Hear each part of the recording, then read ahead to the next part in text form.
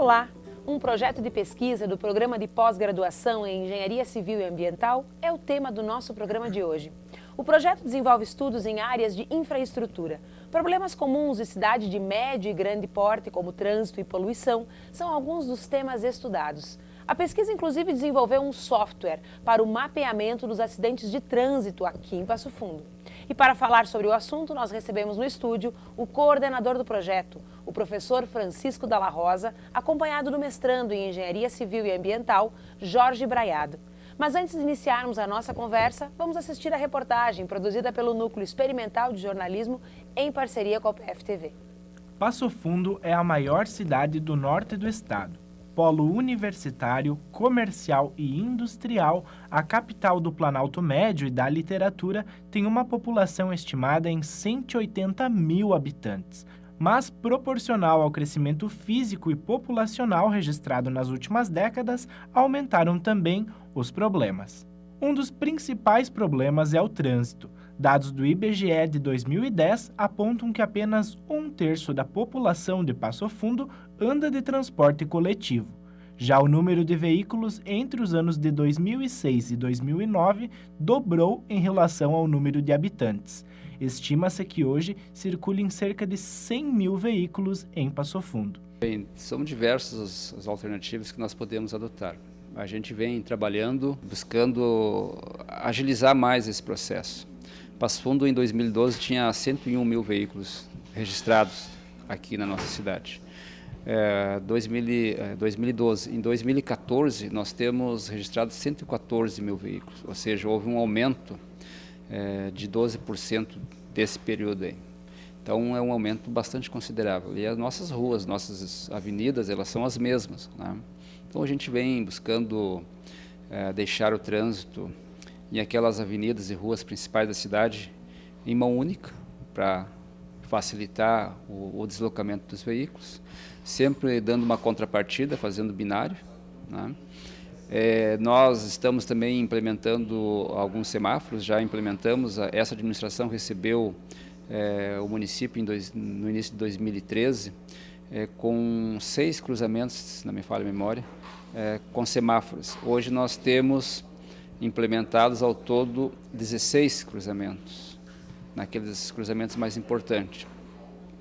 Isso, a pessoa imagina, mais um semáforo, mais um obstáculo, mais uma parada. Na verdade, a gente quer melhorar a fluidez do veículo, mas também proporcionar uma maior tranquilidade ao condutor. Nós temos uma estatística que 90% dos acidentes acontece em decorrência da falta do homem. Ele errou, ele não cumpriu, enfim. 6% é questão da via e 4% do veículo.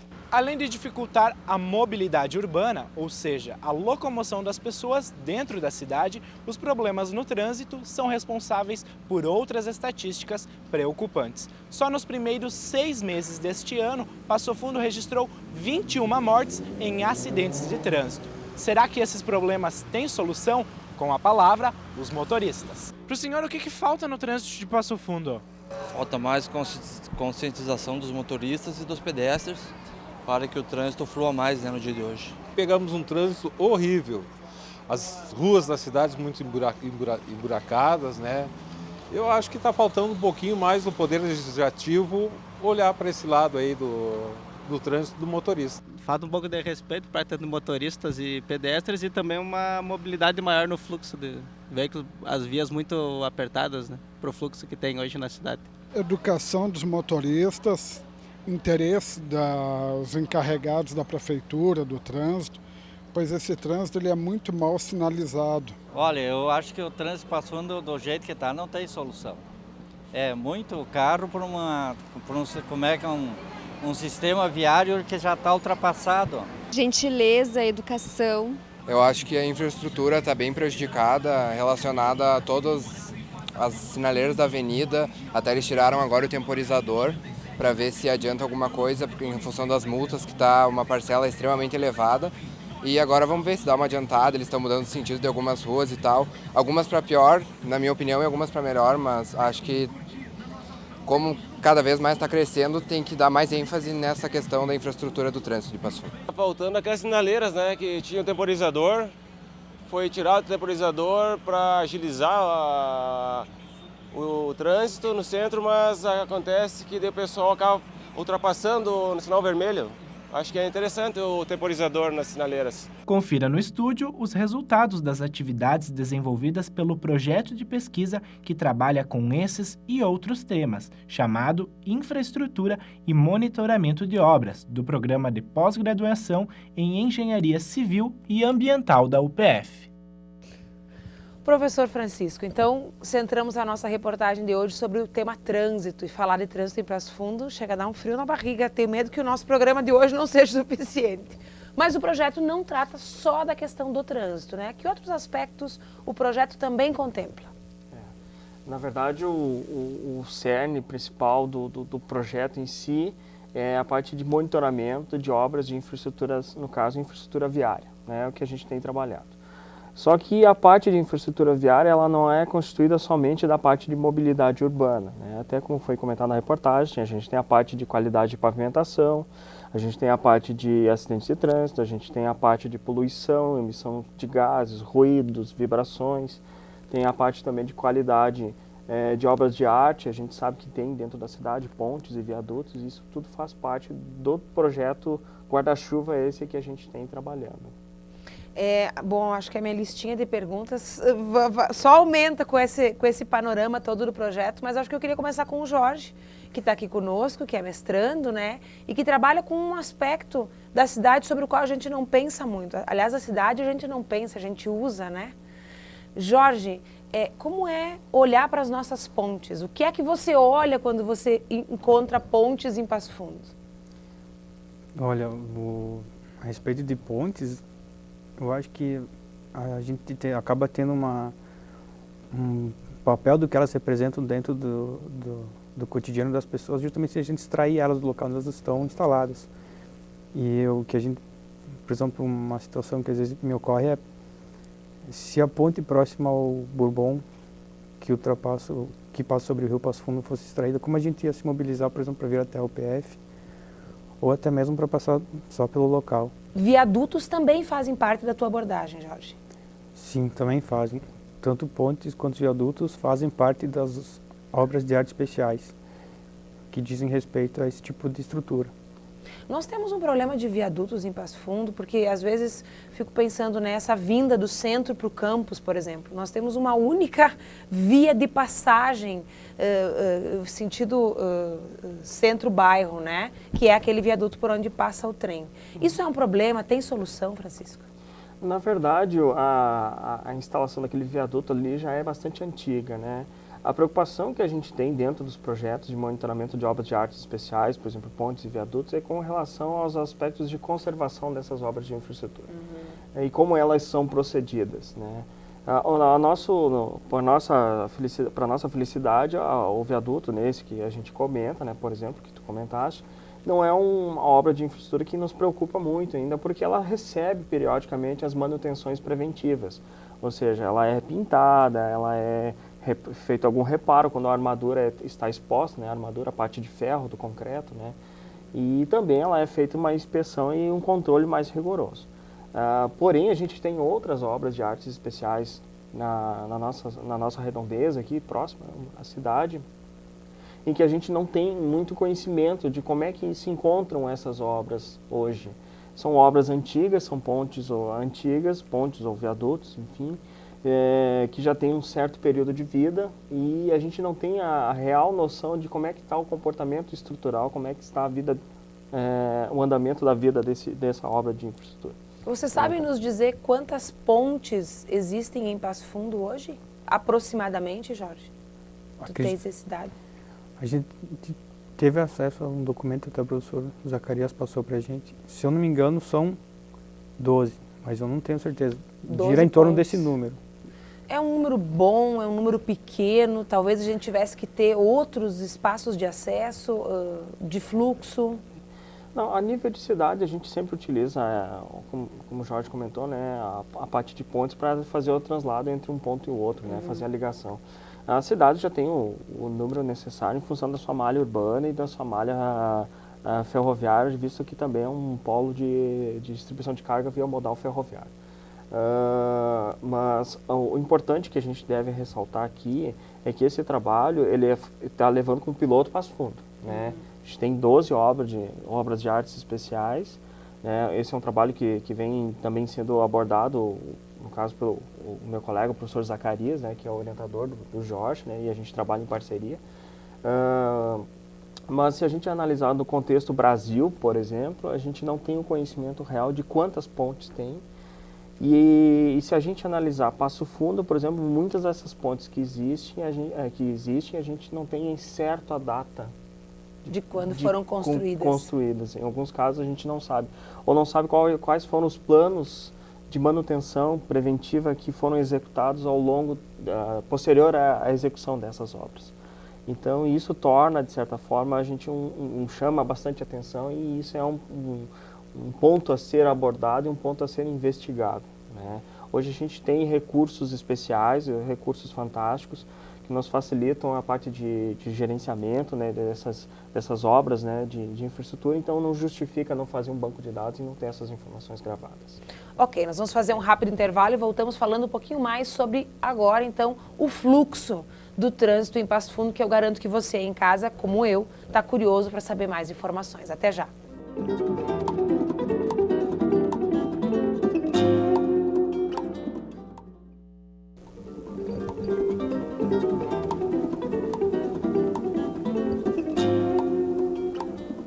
O Uniaberta dessa semana está de volta. No programa de hoje, a gente fala sobre o projeto de pesquisa Infraestrutura e Monitoramento de Obras. O projeto estuda temas inerentes ao dia a dia das cidades, como o trânsito e a poluição do ar. Continua conosco aqui no estúdio o coordenador da pesquisa, o professor Francisco Dalla Rosa, acompanhado neste bloco do mestrando em Engenharia Civil e Ambiental, Adilson Nunes de Souza. Adilson, esse software do qual nós falamos no bloco anterior, que monitora o trânsito, qual é o objetivo dele e como ele funciona? Bom, o software ele tem o objetivo de informatizar o processo de coleta dos registros de acidente de trânsito. Porque hoje o agente se desloca numa ocorrência, ele faz todo o preenchimento manual, escrito, né? E depois, quando chega no núcleo dos agentes de trânsito ou mesmo na brigada militar, esses dados são colocados em planilhas do Excel, né? E sempre que você quiser fazer uma filtragem, buscar informação, você acaba tendo que relacionar nessas planilhas os dados que você tem. E sempre os totalizadores nessas planilhas acabam sendo dificultados, porque é de ano para ano. Às vezes eu quero pegar um dado histórico de uma década, por exemplo, eu acabo tendo que abrir vários arquivos, então se torna um dificultador. Então o projeto, ou o software, tenta informatizar essa coleta e já lançar as informações em um banco de dados. E aí depois, com esses dados, as pessoas podem tirar, fazer filtros, executar relatórios dos mais diversos possíveis. O software está pronto e funcionando? Nós estamos em fase de acabamento ainda, né? O software a gente iniciou esse projeto no ano passado e vem desenvolvendo ele durante todo esse ano também, né? E a previsão é que a gente consiga concluir ele agora nos próximos 1 ou 2 meses aí a gente já vai Mas o monitoramento ainda não está acontecendo? Ainda não, a gente está fazendo só testes, né? Já junto com o pessoal do núcleo de agentes de trânsito, a gente tem uma parceria com eles lá, então a gente está trabalhando constantemente com eles e já está lançando algumas informações para testes para a gente ver a funcionalidade do sistema, algumas melhorias, né? Então a gente está tentando ver como que ele vai funcionar com esses testes pilotos. No início do programa nós vimos uma reportagem cuja ênfase era a quantidade de veículos, que aumentou muito nos últimos anos, circulando em Passo Fundo, e também a quantidade de acidentes, né, que vem crescendo, inclusive resultando em morte. O nosso trânsito é ou não é truncado? E se não é, né, ele está como deveria estar, ele não flui por quê? Na verdade, essa é uma pergunta bastante ampla, né, para tentar achar uma única resposta, né?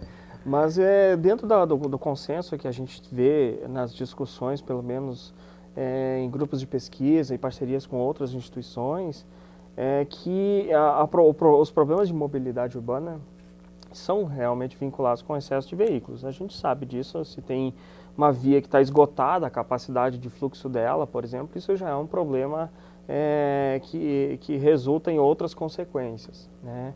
Porém, a cidade de Passo Fundo ela tem uma questão de organização no trânsito que está sendo implantada agora, e como qualquer outra coisa que é implantada na visão do brasileiro é que o resultado seja imediato, né?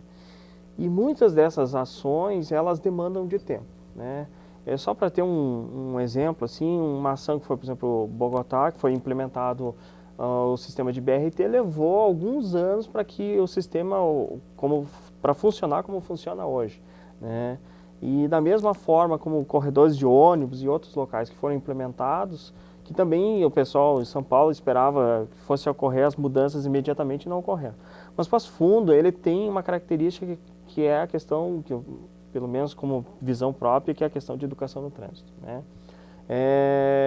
Existe, claro, foi comentado ali um grande número de semáforos, existe sinalização, eu acredito que seja muito bem sinalizado, pelo menos onde receberam obras Até às vezes a gente acha ruim, né? Porque tradicionalmente um caminho que tu faria de uma rua para outra, agora tu começa a ter que fazer algumas voltas para desafogar uma região.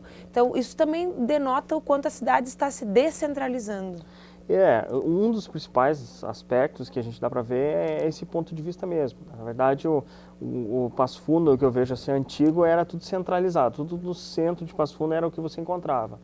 E isso, de certa forma, tem se desmembrado um pouco, né? E eu vejo isso como uma coisa positiva, porque evita, por exemplo, de um usuário que era utilizar a rede bancária, utilizar uma loja, enfim, de procurar a região central. Ele procura no seu bairro, na sua localidade, sem fazer um percurso muito longo, e muitas vezes ele consegue até fazer a pé ou de ônibus, ou enfim, que não vai interferir numa região central, por exemplo, como a da nossa cidade.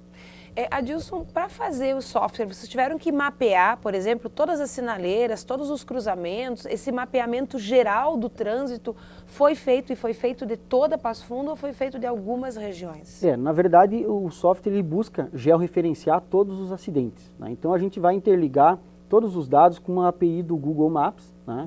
E é possível, durante a visualização dos acidentes, né, dos resultados, enxergar qual é o ponto onde se localizou aquele acidente.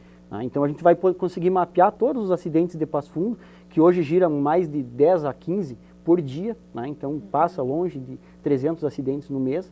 É um número considerável, porque até como vocês mencionaram antes a questão do número de veículos, né? Estima-se que ainda circulem mais veículos do que realmente tem licenciado em Passo Fundo, por causa que é uma cidade polo e vem muita gente de fora, né?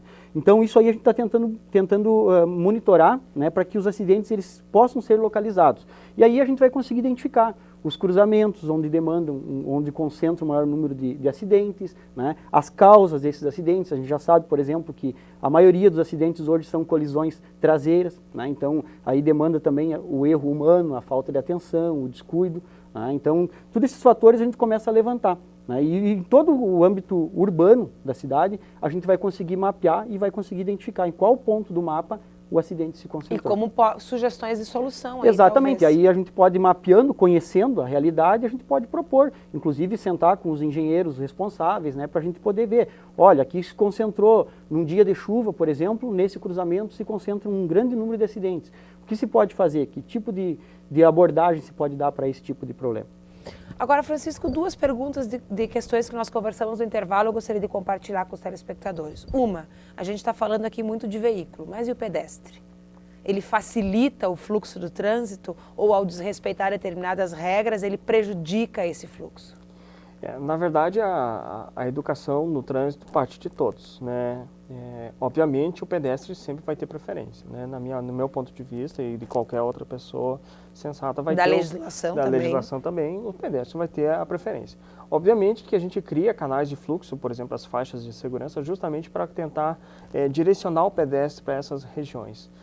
Para que evite, por exemplo, possíveis atropelamentos, né, em certos locais, em função justamente de o veículo o motorista às vezes ele está atento, porque o objeto pequeno, às vezes, por exemplo, que é o objeto, não, a pessoa, né, ela tem uma proporção menor em relação a todo o contexto que o motorista enxerga ao redor.